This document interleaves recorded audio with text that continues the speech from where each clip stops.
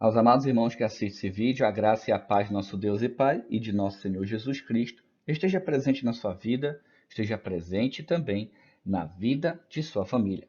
Bom, eu peço perdão aos irmãos por não estar meio abicã, também no estudo dessa semana, porque aqui onde eu moro está fazendo muito calor, está extremamente quente devido ao pico do fenômeno do El Niño, e estou pingando aqui onde eu estou nesse momento, né? Então, para vocês não olharem meu rosto todo suado, nessa semana não haverá a minha imagem, tá bom? Então, agora, como prometido, vou trazer o tema da última geração. Vamos aprender o que a Bíblia fala e relata sobre a última geração antes da volta do Messias. Vamos começar. Como estaria a última geração de acordo com Jesus? Mateus capítulo 24, versículo 37, 38 e 39 dizem assim: E, como nos dias de Noé, assim será também a vinda do Filho do Homem. Porquanto, assim como nos dias anteriores ao dilúvio, comiam, bebiam, casavam-se e davam-se em casamento, até o dia em que Noé entrou na arca, e não perceberam, até que veio o dilúvio e os levou a todos, assim será também a vinda do Filho do Homem. O que é que a Bíblia está dizendo? Que naquele período existiam pessoas que acreditavam em Deus. Existiam. Só que elas não estavam preocupadas com isso. E no tempo de Noé, as pessoas viviam sua vida normal, como se Deus não existisse. Como se os avisos de Deus fossem uma mera especulação. E nós estamos percebendo hoje que acontece a mesma coisa. Nós estamos falando de Jesus, pregando a mensagem, e parece que o mundo não está nem um pouco preocupado com isso. E tem cristão que não está preocupado com isso. Tem cristãos que se dizem cristãos, que estão na religião, estão na igreja, e não estão vivendo de acordo com a palavra. Segunda pergunta. Como era a geração de Noé? Gênesis 6:2 diz assim: Viram os filhos de Deus que a filha dos homens eram formosas, e tomaram para si mulheres de todas as que as escolheram. Vamos entender esse versículo. A teologia e muitos pastores pregam errado isso aqui. Por quê? Porque eles acreditam que os filhos de Deus desse versículo são os anjos. E por que está errado? Porque Jesus Cristo diz, nos evangelhos, que o anjo não se dá em casamento. Ele não se dá em casamento, ele não pode casar, ele não foi feito para isso. Diferente de Adão e Eva, diferente do ser humano. Então, quando aqui diz os filhos de Deus, a Bíblia está dizendo àqueles que seguiam a Deus, àqueles que eram o povo de Deus. E a filha dos homens representa o quê? As pessoas que não serviam a Deus.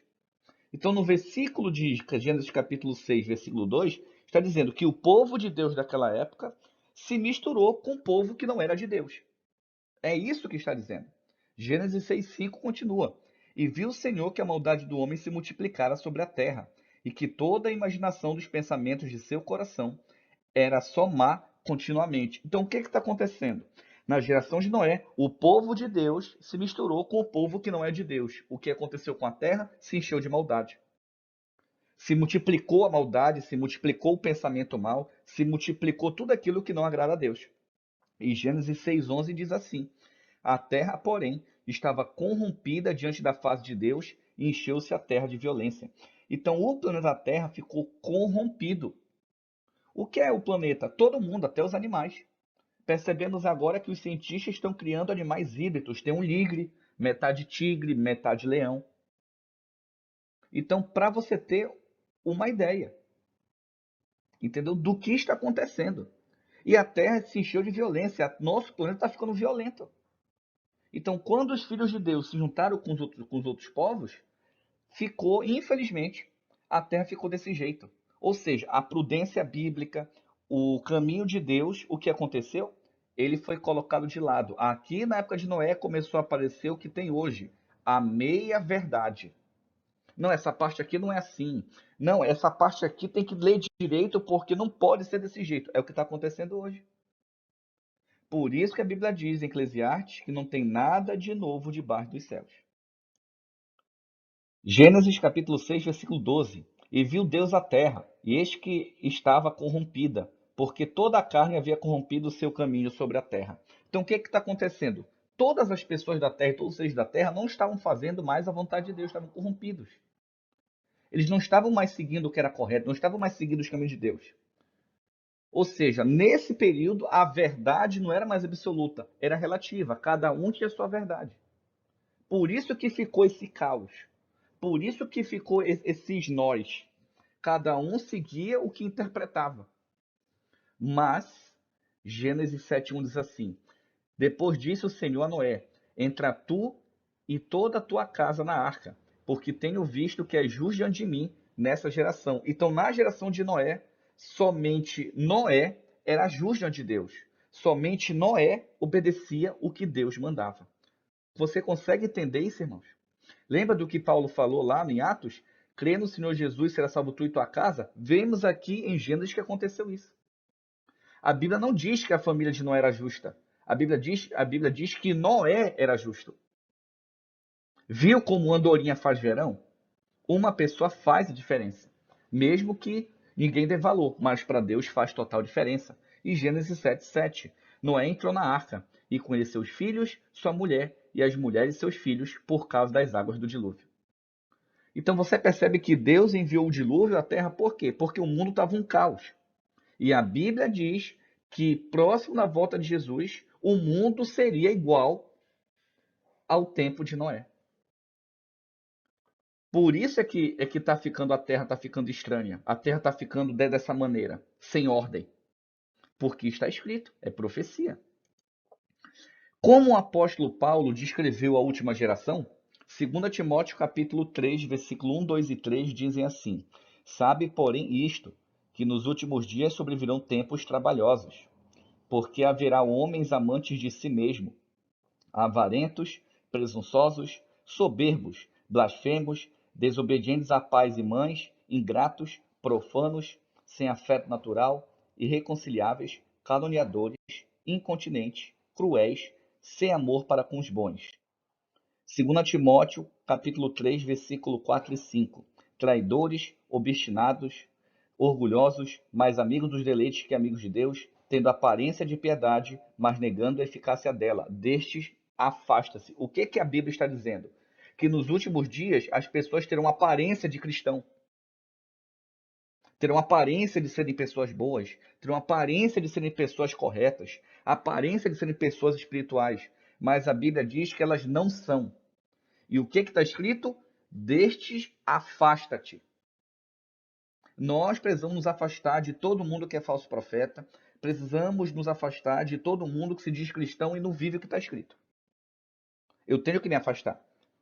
Não no sentido, me afastar no sentido de não ter amizade com ela. Eu tenho contato porque eu tenho a chance de pregar. Mas está intimamente, vem almoçar aqui em casa, vamos ser para fazer alguma coisa, evite. A Bíblia está mandando se afastar. 2 Timóteo 3,7, que aprendem sempre e nunca podem chegar ao conhecimento da verdade. Ou seja, essas pessoas que têm todas as características, você prega, prega, prega, ela abre a Bíblia, lê, lê, lê e não consegue aprender a verdade. Por que ela não consegue? A Bíblia responde. 2 Timóteo 3,8, e, como Janes e Jambres resistiram a Moisés, assim também estes resistem à verdade, sendo homens corruptos de entendimento e réprobos quanto à fé. Ou seja, a Bíblia está dizendo que eles nunca vão conhecer a verdade porque eles acham que eles estão com a verdade. Eles acham que eles são os salvos. Eles acham que eles são os únicos que vão para o céu. É esse tipo de gente. E quando você chama uma pessoa que tem todas essas características para debater contigo, ou seja, vamos conversar da Bíblia, vamos sentar e conversar. Ela não vai, ela foge. Por quê? Porque ela tem medo da verdade. Né? 1 Timóteo 4:1 e 4:2. Mas o Espírito expressamente diz que nos últimos tempos apostarão alguns da fé, dando ouvidos a espíritos enganadores e a doutrinas de demônios, pela hipocrisia de homens que falam mentiras, tendo cauterizado a sua própria consciência. Então, Paulo mais uma vez afirma em Timóteo o quê? Que os homens têm a mente cauterizada com as mentiras, o falso evangelho, a meia-verdade. Então, quantas religiões existem no mundo? Quantas vezes você abre a Bíblia, lê uma coisa e você está na instituição religiosa, o pastor falando outra, o pastor pregando coisas que não está escrito? É exatamente isso. A teologia, ela é um espírito enganador e doutrina de demônio, porque ela não segue a Bíblia. As pessoas de hoje querem explicar a Bíblia com filosofia, querem explicar a Bíblia com conhecimentos de homens. E a Bíblia diz que todo conhecimento do homem é loucura para Deus e não vale nada. Então não tem por que eu explicar Jesus Cristo utilizando outra coisa se não for a Bíblia. É esse que é o ponto que está acontecendo hoje com o sistema religioso. Eles não estão buscando a Bíblia na Bíblia, em sua grande maioria. Em sua grande maioria. Outras pessoas buscam. Eu sou uma delas, conheço várias. Tá? Mas é esse que é o ponto. Bíblia explicando a Bíblia. O resto é resto. Tá bom? 1 Timóteo capítulo 4, versículo 3 diz assim: proibindo o casamento e ordenando a abstinência dos alimentos que Deus criou para os fiéis e para os que conhecem a verdade, a fim de usarem eles com ações de graça. Vamos entender. Existem religiões que proíbem o casamento. Então, a religião cristã, tá bom? Isso aqui é cristianismo. Ordenando a abstinência de alimentos que Deus criou para os fiéis. Quais foram os alimentos que Deus criou para os fiéis? Levítico capítulo 11 e Deuteronômio capítulo 14. Lá está dizendo alimentação limpa que nós podemos comer e alimentação imunda que nós não podemos comer. E tem igrejas cristãs que dizem, olha, você não pode comer carne. Mas Deus disse que eu posso comer a carne do boi, que eu posso comer a carne do cordeiro. Não, mas não pode porque quem come carne não vai para o céu. De onde o cara inventou isso? É da cabeça dele, porque na Bíblia não está. Então você percebe que tem isso, hoje tem. Assim como tem religiões que falam, olha, você pode comer porco, é só orar em cima do porco que ele não é mais imundo. Onde o cara tirou isso? De onde ele inventou isso? Na Bíblia não está escrito. Então você percebe que tem muitas religiões que o alimento que Deus manda comer não é para comer. As pessoas dizem que não é para comer. E o alimento que Deus diz que não é para comer, as pessoas dizem que é. Por quê? Porque elas, segundo Timóteo 4,3, explica para a gente. Porque virá tempo em que não suportarão a sã doutrina, mas, tendo comichão nos ouvidos, amontoarão para si doutores conforme as suas próprias concupiscências. O que é concupiscências, irmãos? Cobiça.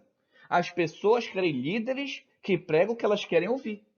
É isso que Paulo está dizendo. Eles não vão querer mais a Bíblia, eles não vão querer mais a santa doutrina, eles vão querer ouvir o que eles querem ouvir. É isso que está acontecendo hoje. E, 2 Timóteo 4,4, e desviarão os ouvidos da verdade, voltando às fábulas. O que é fábula? Tudo aquilo que não tem comprovação. Historinha. Então, infelizmente, essa é a última geração.